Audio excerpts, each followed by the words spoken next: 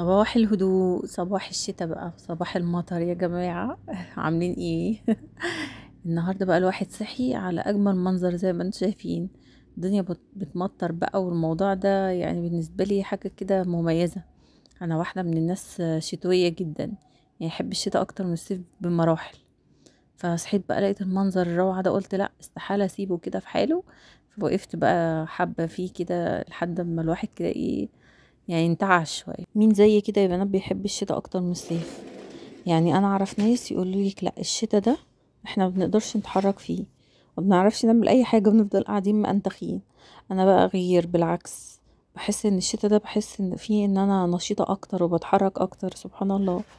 يعني في الصيف ده انا تقريبا ما ببقاش قادرة اتنفس لان عندي مشكلة في الجيوب الانفية، فالموضوع بيبقى صعب قوي. لكن الصيف كده تحس ان فيه راحة، ريحة الجو بتبقى سبحان الله جميلة قوي، مختلفة جدا عن اي وقت تاني، تحسيها ريحة مطر كده والزرع بيبقى ريحته رهيبة، سبحان الله.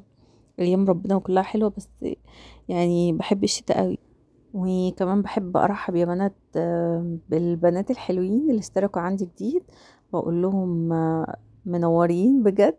ويا رب القناة تكبر بيكم كده، ويا رب الفيديوهات تكون عاجباكم. فانا برحب بيكم واحدة واحدة يا بنات. ف يلا بقى، لو كنتي اول مرة تشوفيني او بتشوفيني اعملي لي لايك وشجعيني كده، واكتبي لي كومنت او اي ملحوظة تحبيها. اول حاجه يا بنات بقى ايه، طبعا زي ما انتوا شفتوا انا رغيت كتير قوي على فكره في الفيديو في الاول. صحيت بقى وفطرت وصليت طبعا الاول، وبعدين بقى دخلنا. النهارده كانت عندي بنات اختي، الاسبوع اللي فات دوت كان عندنا امتحانات الشهر، يعني خلصت فالحمد لله. يعني فحبيت بقى ايه ان هم يجوا عندنا ونحتفل كده، يعني ايه، يعني نغير المود بقى غير ضغط المذاكره وكده. فايه قلت بقى لا يجوا واظبطهم كده، فقلت اول حاجه اعملها ان انا اعمل لهم كيكه. الكيكه دي حلوه جدا يا بنات وسهله، وخطواتها ما فيش اسهل من كده. اول حاجه حطيت معلقه نشا، وبعدين نزلت بكوبايتين دقيق. نخلتهم، لازم يتنخلوا يا بنات عشان يدخل فيهم هوا ويبقوا حلوين. وكمان حطيت البيكنج باودر ورشه الملح زي ما انتم شايفين كده. ده في بوله لوحده. بس كده. وجيت بقى في بوله تانية عملت ايه، حطيت معلقه زبده كبيره، وكمان حطيت كوبايه سكر وكوبايه زيت كمان. عايزه اقول لكم ان كلهم بنفس حجم المج يا بنات، علشان تطلع مظبوطه لازم تعمليها كلهم بنفس الحجم. وثلاث بيضات، ممكن تحطي بيضتين بس انا حطيت 3. وكمان حطيت الفانيليا، ممكن تحطي 1 2 زي ما تحبي. هنا طبعا بقى عايزه اقول لكم ان على الرخامه هنا كان في جيش قاعد. ما شاء الله. كانت ولادي وولاد اختي برضو كانوا قاعدين وعمالين يتفرجوا بقى، واللي بيصورني بقى واللي بيحط شوية حاجات وبتاع. فقلت لا هخليهم يشاركوني فيها عشان تطلع حلوة. بس كده. وبعدين جبت المضرب وابتديت اخلط كل المكونات السايلة لحد ما البيض كده مع السكر والزيت اختلطوا كويس قوي، والسكر داب. وبعدين نزلت بقى بكل المكونات الجافة عليها كلها كده مرة واحدة زي ما انتم شايفين. وبعدين بقى بالمضرب قبل ما اشغله هبدأ اقلب كويس قوي قوي، علشان لو شغلت دلوقتي المضرب الدنيا ايه هتتبهدل عندي، والدقيق هيطير في كل حتة. فرحت قلت لا بقى ايه، فعملت كده احسن عشان الدنيا متتبهدلش. بس وبعدين بقى هبدأ اشغل عليه تقريبا ممكن 4 دقايق مش اكتر من كده. واحط عليها برضو كوباية لبن، بس مش هنزل باللبن كله مرة واحدة، لان زي ما انتوا عارفين كده كل دقيق ونوعيته بتختلف عن دقيق تاني. في دقيق تلاقيه يشرب سايل قوي، وفي دقيق تلاقيه ما يشربش. فنزلت بنص الكوباية اللبن، ولما لقيتها محتاجة تاني رحت نازلة بيها. فانتي حاولي تخلي بالك من الحتة دي، لان ممكن تلاقي دقيق شرب اللبن، وفي دقيق ما تلاقيهوش شرب حاجة خالص، وتلاقيه تمام يعني معاكي تمام. بس كده خلصت بقى اللي انا عملته ده. وطبعا اهم حاجة يا بنات، اول ما يبقى في نيتك انك هتعملي كيكه لازم تشغلي الفرن قبل ما تبداي حتى في تحضير اي حاجه خالص، علشان الكيكه تنجح معاكي، واول ما تدخليها الفرن تعلى. بس كده. ودهنت بقى عندي الصينيه شويه زيت علشان ما تلزقش. وبعدين بقى هدخلها على درجه حراره 200، او زي ما انتي عارفه طبعا البوتاجاز عندك او الفرن بيتظبط ازاي. بس وهسيبها لحد ما ابدا كده اشم ريحتها، او بعد تقريبا بالظبط كده 25 دقيقه.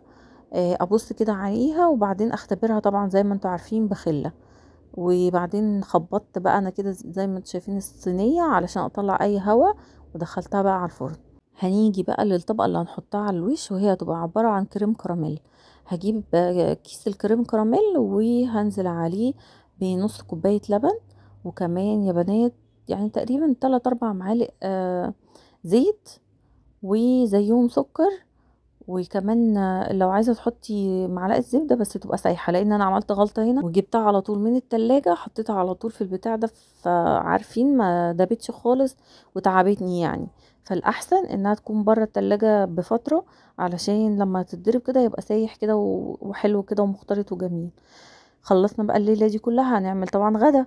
فكان عندي هنا الستريبس بتاع اطياب ده تحفه يا بنات، خطير خطير. بصوا انا هستعمل القلايه النهارده علشان اريح دماغي شويه، بحيث ان انا ايه يعني ما يبقاش فيه بهدله زيت وكده. فهحطها بقى في القلايه، وبعدين هجيب بقى عندي هنا ايه طماطم وخيار. والكابوتشا دي طبعا انتوا عارفين السندوتشات دي بتبقى تحفه. وكان عندي شويه بطاطس برضو حطيتهم في القلايه، وهسيبهم كده مع نفسيهم على بال ما اظبط الدنيا يعني.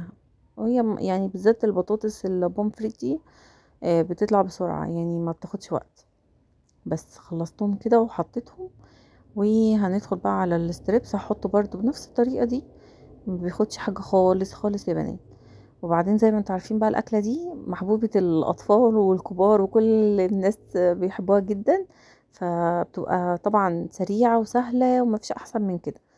كان عندي هنا يا بنات صوص الجبنه الشيدر تحفه، بجد تحفه يا بنات تحفه. بصي بينقل السندوتش ده في حته تانية. الصوص ده يا بنات ممكن يعني يتخفف بشويه لبن او ميه على النار، وممكن بقى تستعمليه زي ما انا استعملته كده على طول. بيبقى خطير. يتحط على البرجر الفراخ او اللحمه، يتحط على الستريبس. بصوا اكنكم بتاكلوا سندوتشات من احسن مطعم بره. بس وبعدين ابتديت احط كده الكاتشب، وكمان يعني ايه احنا بنحب فيها الطماطم والخيار وكمان الكابوتشا. يعني بيبقى صراحه الساندوتش كده طعمه مختلف وتحفه كده يعني. وبيبقى يعني بتدخلي بقى للاطفال الحاجات دي بتبقى مختلفه شويه طبعا. وابتديت برضو اعمل بقيه الساندوتشات بنفس الطريقه كده. يعني بجد كان تحفه تحفه يا بنات، جربوه كده بالطريقه دي. وهاتوا كمان نوع جبنه شيدر يعني يكون مختلف وحلو. بصراحة بيخلي الساندوتش طعمه جميل. يعني اختاري نوع كويس هتلاقيه الساندوتش طعمه حلو قوي قوي. بس ابتديت بقى زي ما انتم شايفين كده اوزع الكاتشب وكمان الصوص بتاع الشيدر. وهحط بقى برضو نفس الموضوع كده الخيار. وطبعا انا حاطه زي ما انتم عارفين الستريبس. وما نسيتش الكيكه طبعا، كل ده هي في الفرن انا بتابعها. يعني انا بعمل كده شويه واتابعها برضو علشان ما تتحرقش يعني ايه واليوم يبوظ معانا. فبس كده زي ما انتم شايفين خلصت كده، والكيكه خلاص بقى طلعت. بصوا بقى عايزاكم تشوفوا شكلها تحفه ازاي، خطيره تحفه تحفه تحفه. ابتديت بقى اخرمها كده. ممكن تعمليها بسكينه زي ما انا ما عملت، او تعمليها بالخله باي حاجه. المهم ايه تفتحيها كده علشان احنا طبعا هنسقيها بشويه لبن. فتبداي تفتحيها كده وتسيبيها بقى ايه تبرد.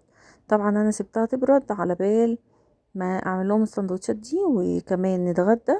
وبعدين بقى بعد الغدا هنرجع ايه نكمل يعني الوصفه بتاعه الكيكه ونحلي بقى. يعني احنا ناكل ونحلي لازم ايه يعني كده نظبط اليوم عشان يبقى يوم جميل كده من اوله لاخره. بس بصوا بقى شكل الساندوتش عامل ازاي، يا ربي خطير. وطعمه بقى احلى من شكله مليون مره. حقيقي جربوه جربوه هيعجبكم جدا. ممكن كمان انتي اللي تعملي الستريبس في البيت او تعملي البرجر في البيت. تمام. وجيت بقى هنا طبعا كانت الكيكه بردت، ما ينفعش نحط عليها اللبن وهي لسه سخنه هتعجن، فنستنى عليها تبرد كده وبعدين ننزل عليها بقى بكوبايه لبن زي ما انتوا شفتوا. وبعدين جيت بقى بالصوص الكراميل وحطيته على الوش، وهبدا اوزعه كده زي ما انتوا شايفين. بصوا هو قوامه مختلف شويه غريب شويه، بس لا طعمه حلو. بس هبدا اوزع كده على الوش، وكمان بيبقى مع الكريم كراميل اللي هو الكيس العسل ده. هبدأ كده اوزعه من على الوش علشان نعمل ايه يعني خطوط كده فيها شكلها عشوائية حلوة قوي قوي، بتخلي شكله مختلف شبه شكل الملفيه شوية.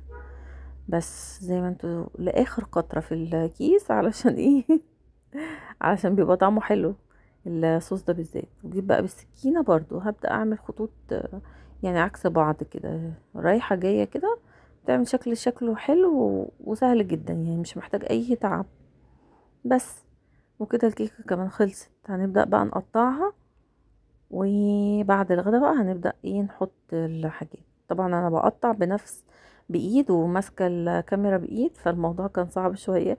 جبت بقى هنا انس، قلت له تعالى بقى يا انس ساعدني. ابتديت انا اطلع الكيكه كده بعد ما اتغدينا، وهو يساعدني ويحطها لي في الطبق. ووقف جنبي فعلا وبقى ايه يساعدني وينزل كده بالشوكه. انا قلت له هات الشوكه التانية، بس لا هو عايز الشوكه البلاستيك يعني. فقلت خلاص مش مشكله، هما اللي هياكلوا براحتهم بقى. فبس كده ابتديت انا اقطع، وهو شطور بقى يساعدني زي ما انتم شايفين كده، وينزل معايا الكيكه. عايزه اقول لكم انها كانت تحفه ومختلفه وجوسي كده، علشان شربناها لبن فكانت جميله. جربوا بقى يا بنات الوصفات اللي عملناها النهارده، هتعجبكم جدا، سهله جدا. وهنعمل جو كده، ممكن ده تعملوه يوم الخميس، تعملوه في وسط الاسبوع، يعني بيبقى حلو قوي. ولو عجبك الفيديو ما تنسيش باللايك والشير والسبسكرايب، واشوفكم ان شاء الله في فيديو جديد، ومع السلامه.